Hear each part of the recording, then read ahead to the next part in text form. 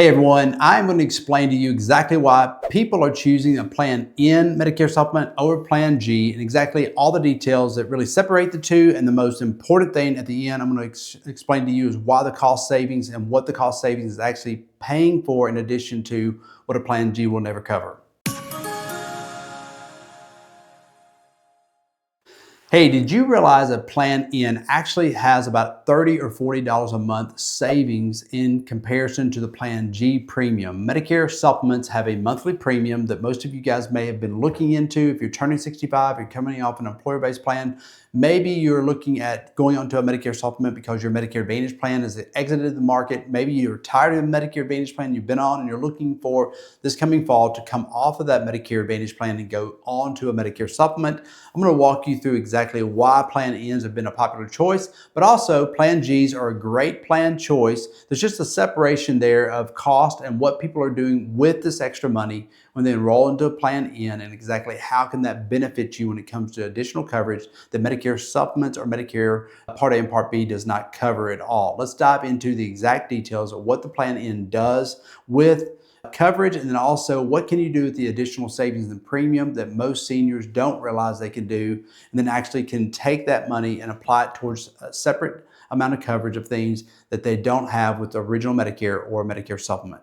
So as I was saying, Medicare Plan N supplements typically are going to be about $30 or $40 a month in your market cheaper than a Plan G. Now, people that have been born past January 1st of 2020, they are not allowed to enroll into a Medicare Plan F. The Plan F sunsetted that year for people that are older than 65. In other words, they turned 65 prior to January 1st of 2020, they actually can still enroll into a Plan F. So why does that matter? Well, a lot of times we get phone calls and somebody's on a Plan F and the premium cost is escalated to a very high cost. And they're asking, hey, my premium is very expensive, but I love the supplement because they pay a premium. They have no restricted access to any doctors or hospitals. They can go to anybody that takes original Medicare. And a lot of times they're traveling. They're living in Florida for 4 months.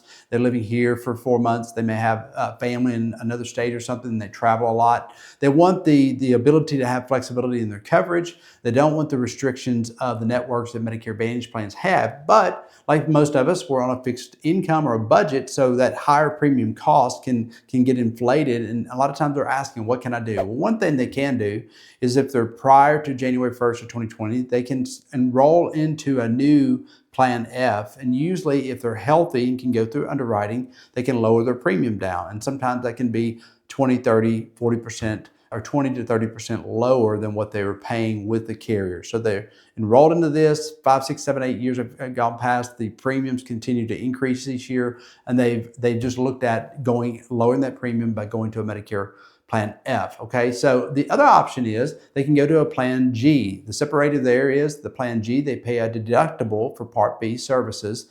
And then 100% of everything else is going to be covered for the entire year. So the premium cost is going to be lower than the Plan F. So if you look at it, Plan F, Plan G. Now, the caveat of that is they can't do on the Plan F and the Plan G what the Plan N will allow a person to do, which is then if they enroll or look at a Plan N, the premium cost is going to be drastically lower than the F. It's going to be a substantial bump down from the Plan G, which means that additional premium costs, most seniors are taking that money and they're doing something that the Medicare Supplement Plan F, G, and N will not allow them to do, which is have dental, vision, and hearing coverage. Now, if you come off a corporate plan or a company plan, or you had insured under the age of 65, you may have had insurance that had dental, hearing, and vision, or you had insurance and you bought additional dental, hearing, and vision. When you come on Medicare Part A and Part B and Part B services don't cover preventative and comprehensive dental. They don't cover preventative and comprehensive care when it comes to the eye. They'll cover medical conditions of the eye,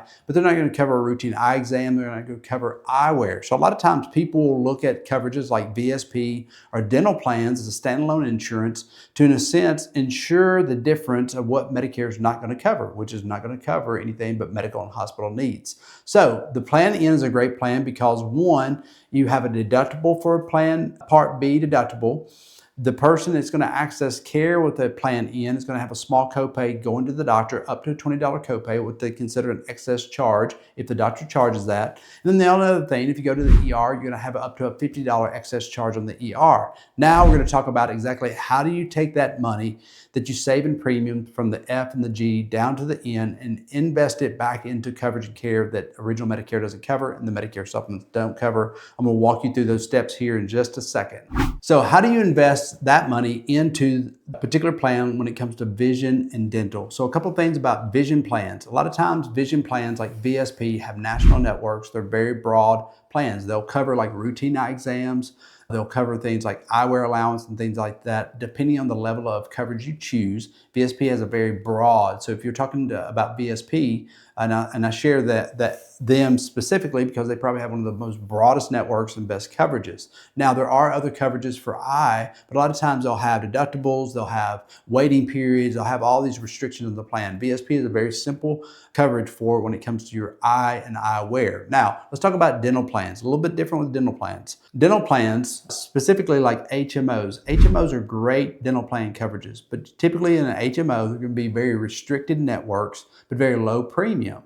So if you're looking in a metro area for a dental plan, a lot of times we will talk to somebody like Humana has an incredible HMO dental plan. My wife and family and I are actually on that plan. Now, it only covers about 3 dentists in the city that we live in. So the city's a little under 200,000 people right outside of Nashville. It's pretty limited on dentists. So if you're looking for a much broader opportunity, you can look at a PPO plan, or a lot of times they will have companies like Emeritus and other dental plan companies that will actually have kind of like an open access network. In other words, they have a very national broad network and you have access to multiple types of dentists and care in a given area. Now, with those plans, a lot of times they're going to have somewhat of a deductible or a max out of pocket they'll pay up to. So depending on the type of dental coverage you want, you can take the additional savings in premium, $30, $40, $50 a month in savings, and actually invest it into dental and vision coverage and have both your medical Part A and Part B services covered with the Medicare supplement, and then have your dental and vision coverage separately with an insurance policy that ensures it and really creates what we call a comprehensive coverage when it comes to your care and needs of your health, your hospitalization, your vision, and then your dental. If you have any additional questions, if you're confused about what dental plans are going to be the best fit for you or vision options, depending on your situation, depending on the area that you live in, is an HMO plan best for you? Is a PPO plan best for you, or more of an open access national network? It all is specific to your needs. What are you going to pay on the front end? How long are you going to have to wait for waiting periods? There's all kinds of moving parts with dental plans and vision plans as well. And guys, if you're needing help with your Medicare supplement and you want to know what does it cost me to insure for an F, G, or N, or you're past the age where you can even qualify for a plan F based on the January 1st, 2020, and you're looking at a plan G or N, what is the best investment for you in the area? Again, guys, zip code is going to drive what the healthcare plans are going to regulate the cost of their supplement, and then your age is going to determine where you start in that supplement range as far as premium cost. And then as you get older, if you've been on a supplement, you can re-enroll into another supplement if you can qualify for underwriting. And then lastly, if you've been on a Medicare Advantage plan and you've lost your coverage or going to be losing your coverage this upcoming year, you're going to have a special election period that actually gives you a guaranteed issue into a Medicare supplement. It's one of the only times in history of me doing this business in a little less than 20 years, this last AEP season, and options are probably going to be available this upcoming AEP season in 2027 to allow you to come off a Medicare Advantage plan, go to a Medicare supplement without any underwriting. If you have questions, click below, give us a call. We'd love to be able to guide you through and make your life easy by making Medicare simple.